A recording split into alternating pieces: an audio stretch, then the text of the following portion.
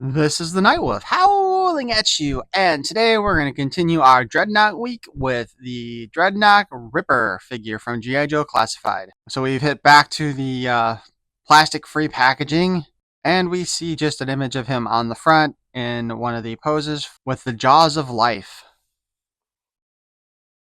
On the side, we get a nice, lovely picture of his face screaming. On the other side, we get the QR code that just leads you to the Hasbro website and not anything specific for G.I. Joe, really, which is kind of stupid and sad. And on the back, we get the product shot showing that this figure is supposed to be 6.5 inches tall, roughly, because of the mohawk, most likely. You know, I think I really do have a preference for the other packaging since we get a nice big old image on the back instead of just this little teeny tiny one here. But anyway, let's go ahead and open this sucker up.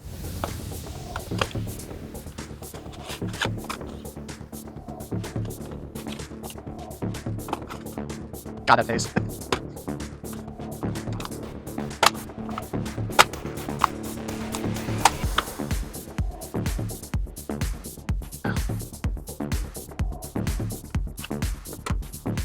No, really, that face. This dude has the most messed up face of any of the Dreadnok figures that we have looked at so far. Oh man. His mouth is all kind of malformed there. One eye is bigger than the other. I don't know if that's supposed to be him like with a questioning mark or if it's just the way his head face is supposed to be. While editing the photos I took to add to this, I noticed that his one eye has a smiley face contact in it. I can't help but think that this is supposed to show how whacked out this guy really is in the head. They really went all out with this sculpt, man. Like, it's like they get permission to have removable glasses and they're like, let's see what we can do with that face.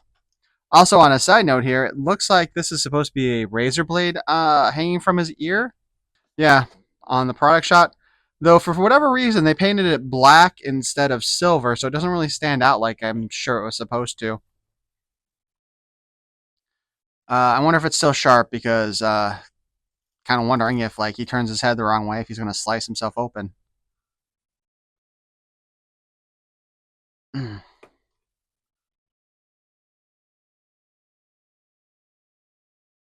His hips don't seem to be sitting right either.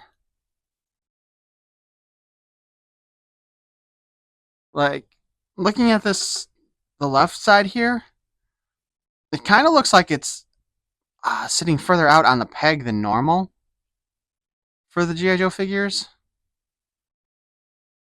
It doesn't really. When I try to push it back up, it looks like it's further to the right side.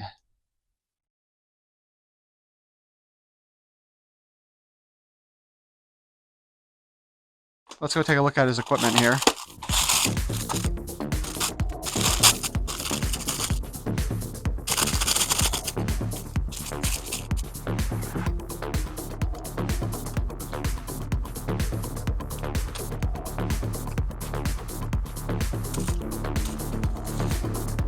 This is more of Ripper's traditional weapon from the G.I. Joe series. This is what we usually saw him wielding in the show. What's interesting is it looks like it is based on the standard G.I. Joe animated rifle. Not really sure how the magazine is supposed to fit in there, though. And it's not a very deep hole, so I don't think that's going to stay in there very well at all, period. Because it's also got a thicker and thinner side. Guess maybe like this.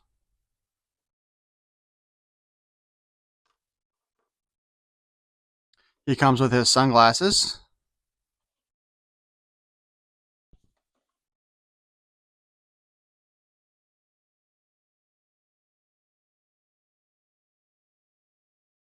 They definitely fit better than Ripper or Buzzer's did.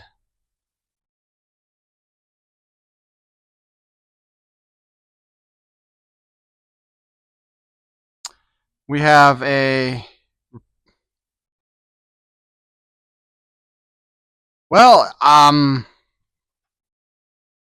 don't think you can call this a gun at all because there's like absolutely no place on there where a shot would come out. It just looks like it's a really weird designed knife.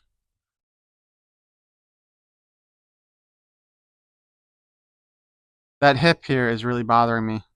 It's not allowing for a very good posability. And you can kind of see the open space there when he's just kind of in a neutral position. Something isn't right with that figure. And then we have another knife, this one with a brass knuckle kind of attachment to it, so you can stab and punch somebody with it. And that fits up in there. Again, we have grenades here, but they aren't removable. And I'm not sure if these are supposed to be dog tags or razor blades on his necklace, because they kind of look like razor blades to me. But they are painted in the same color as the one on the ear, so I guess that's part of that reason. His tattoos are of a Grim Reaper. Again, the problem with some of the G.I. Joe classified tattoos is that because they're as detailed as they are in production, they're not quite as detailed when it comes to the final product because the lines just aren't as sharp. He's got a claw ripping through. That's actually a fairly standard tattoo, or based on standard tattoos. I've seen that before. And I guess this is supposed to be a devil with its tongue out, or it's a devil with a vagina for a mouth. He also has the Jaws of Life here. I have never actually seen the real Jaws of Life. I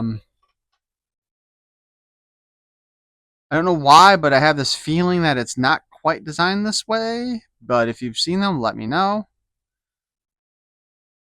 And while it is designed so that when you move part of it, the whole thing moves, there is no like thing anywhere else to turn that. We do have a handle with a trigger there, and that's supposed to be holding it. The idea being is that you shove this in somewhere, preferably up into those.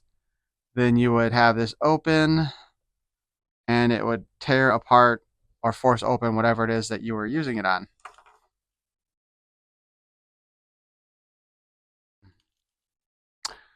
But let's go ahead and go over his articulation real quick, and I can already tell that there are, once again, parts fused in place on this guy.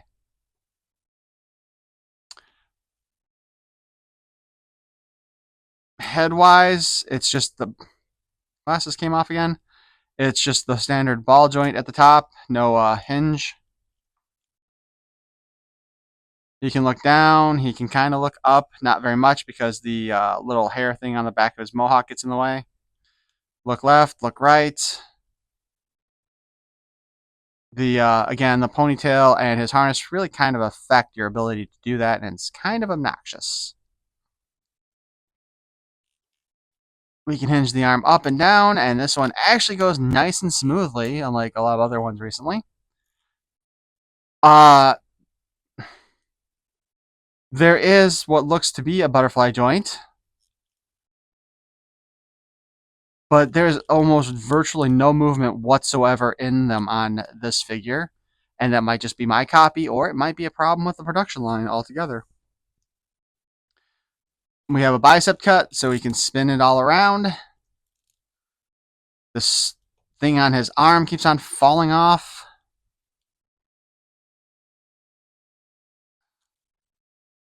Double jointed elbows again. Like with the other Dreadnoks, he does have a pretty big bicep, so we're not getting the full crunch in there for the double joint. Wrist has the spin. And I can see the up and down articulation. Oh, there we go. That's awkward looking. He does have a ab crunch, which is nice. We do have the standard ball joint spin here at the waist. You already saw me complaining about the way the drop down hip on the one side is functioning poorly. On the other side, it seems to be fine. We can do a 360 thigh cut spin. We have a double jointed knee, which lets us go all the way up to kick his own butt. We have a spin at the boot, a hinge at the ankle, and a spin down there as well.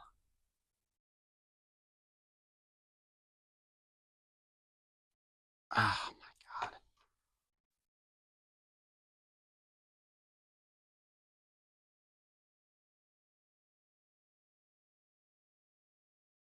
So, like I said, this is his main weapon from the show. I don't think he ever had the Jaws of Life in the show, but the original figure, I believe, did come with this as well. I just don't know if it opened or closed or not in that one. But he would just use this to cut the everything.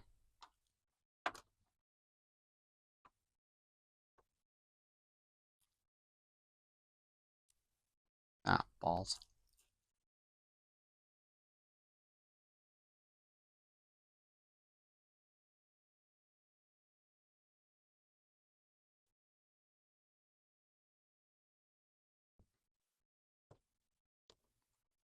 Apparently, we will be seeing the Jaws of Life with another figure in the near future that is going to be a first responder for the firefighting crew. That's kind of a cool idea. I don't know if I'll get those, though, because they don't really fit with the standard G.I. Joe lineup.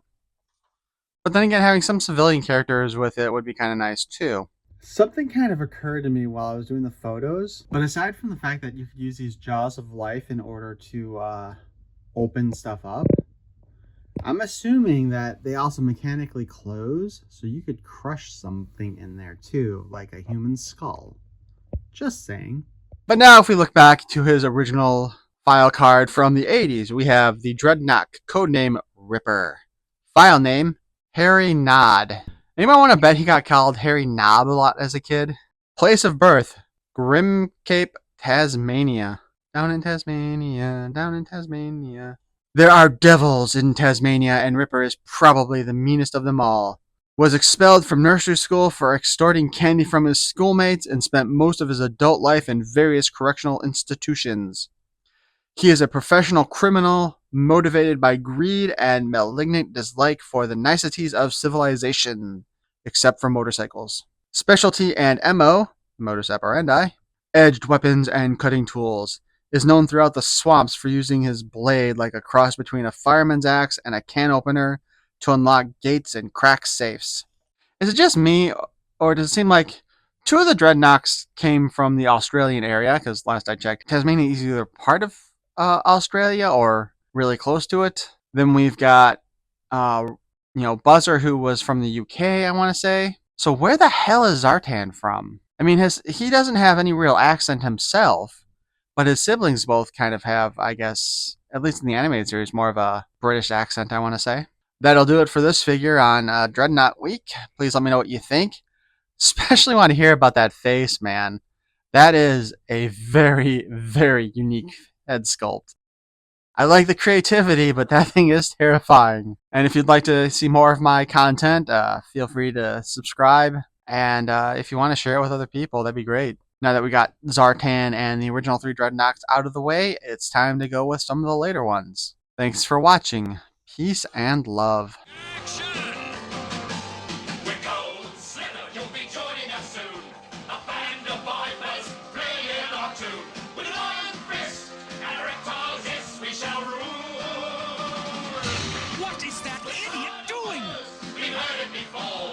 We're not gonna play the game no more. Now tell us what's right. They are animals. To resist, 'cause Cobra is strong.